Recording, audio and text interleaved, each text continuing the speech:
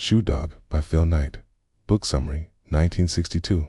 The crazy idea. Phil Knight, fresh out of Stanford, had a wild idea. He called it his crazy idea. What if he could bring high-quality, low-cost Japanese running shoes to the American market? Nobody believed in it, but Phil did. With nothing but determination, he traveled the world, discovered a Japanese company called Onitsuka, and convinced them to let him distribute their tiger shoes in the U.S. That one bold move planted the seed for what would one day become Nike. 1963, first sales. Back in the U.S., Phil started small. He sold shoes out of the trunk of his car after track meets, handing out pairs to runners, one by one. There was no office, no big business plan, just grit, hustle, and long days of grinding. The orders were small, but every sale felt like a victory. 1964, the birth of Blue Ribbon Sportsville, teamed up with his former track coach, Bill Bowerman. Bowerman was a genius, with shoes constantly tinkering, cutting, and reshaping them to make athletes run faster. Together, they formed Blue Ribbon Sports. Phil brought the vision, Bowerman brought the innovation, and together they sparked the beginning of something far bigger than they could imagine.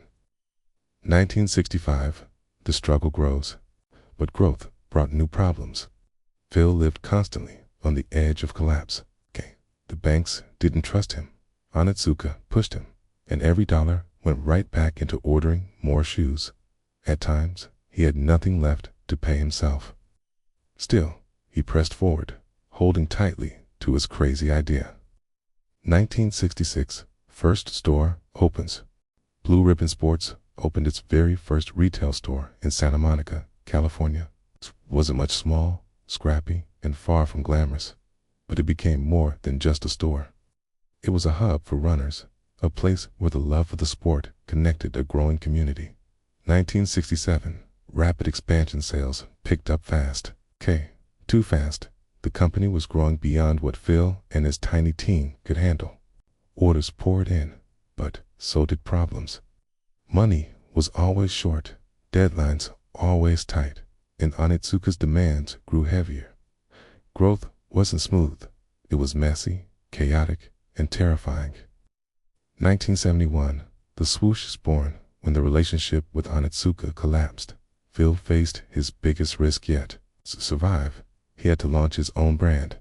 He asked a student to design a logo. For $35, she created the swoosh. At first, Phil wasn't even sure if he liked it, but that little check mark would become one of the most powerful symbols on the planet. Nike was born. 1972. The Olympic breakthrough Nike shoes made their debut at the U.S. Olympic trials.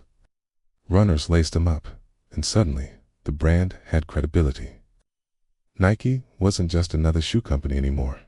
It was bold, fast, and innovative, a brand that belonged on the world stage. 1973 to 1975, near collapse, but with growth came more danger. Nike was drowning in debt. Banks threatened to pull funding, lawsuits loomed, and every day felt like a fight for survival. Phil often wondered if Nike would even make it. But the team refused to give up. They pushed through, fueled by passion and belief. 1976, finding support, Nike finally started to look like a real company. A new CFO brought structure and stability. More athletes joined the Nike roster, wearing the shoes and spreading the brand's reputation. What started as Phil's dream had now become a team mission, a fight to prove they belonged. 1,977, 1,980.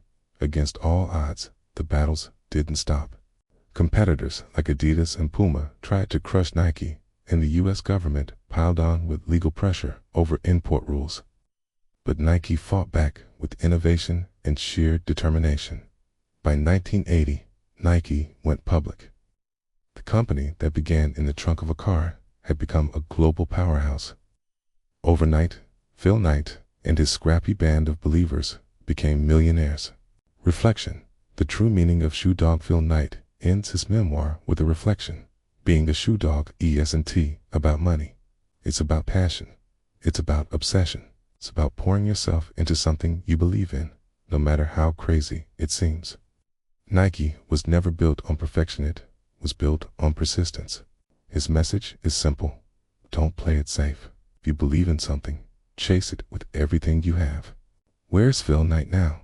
Phil Knight's journey didn't end with Shoe Dog. After decades of leading Nike, he stepped down as chairman in 2016. Today, at 87 years old, Phil is Nike's chairman emeritus and still owns about 20% of the company through his family's holding firm.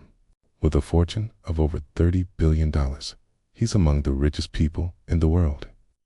But more than wealth, Phil is focused on giving back. With his wife Penny, he has donated billions of dollars to causes close to his heart, including a record-breaking $2 billion to the Knight Cancer Institute at Oregon Health and Science University, and major gifts to the University of Oregon and Stanford. Even in retirement, Phil Knight remains the ultimate shoe dog, a man defined not just by the shoes he sold, but by the passion, persistence, and vision that built a global empire. His life is proof that the crazy ideas we dare to chase can change the world.